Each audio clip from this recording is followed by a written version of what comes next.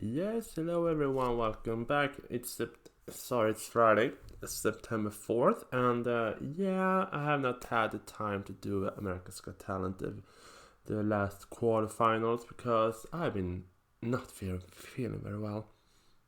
I ate a chicken pizza, and yeah, I have been not feeling well ever since. So I don't have to give you any details, but I think you can imagine what happens after you eat something and then you don't feel well.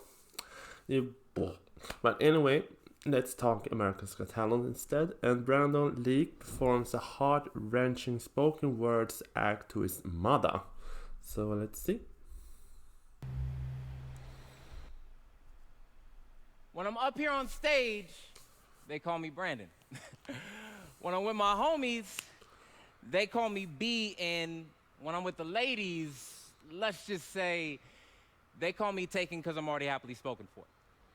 But when I'm back at home, my mama, she call me Pookie. And though I'm not afraid to admit it, my mother calls me Pookie at like the most inopportune moments. For instance, today, on my way here to America's Got Talent, my mom screamed out the front door, "Make sure that you call me when you get there." Pookie. And I get why my mother says it out of courtesy, but to be real, I don't understand why my mom's so concerned with my safety, praying for me as I leave the house on a daily, because I'm just a young man who has faith in Jesus. The same way that stars have faith that space will protect them from this galactic bully we call gravity, who longs to turn their stardust splendid spectacle for passerbyers to watch in awe of its depth. So yes, I never really understood the issue.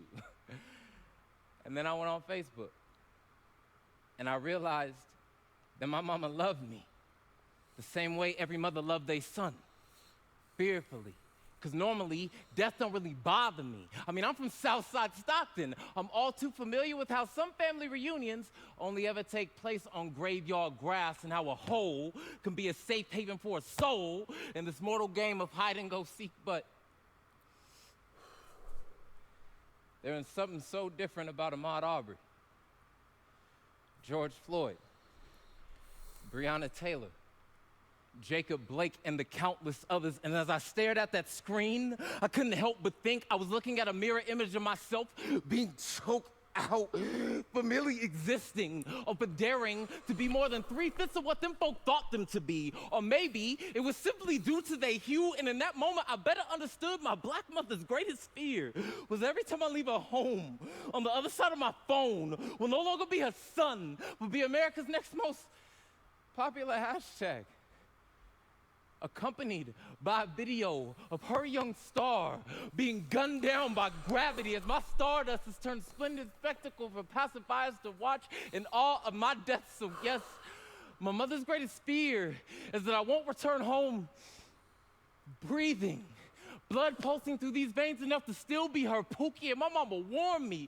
"Son, don't you dare get caught at the wrong place at the wrong time with that wrong-colored skin, because those 3 strikes, they lead to pine box convictions, and I need you to return home my Pookie again." So dear Mom, I promise you this, I will do everything in my power to make it back home to you. But if I don't, just know you was the very last thing on my mind. And I will always, always be your Pookie.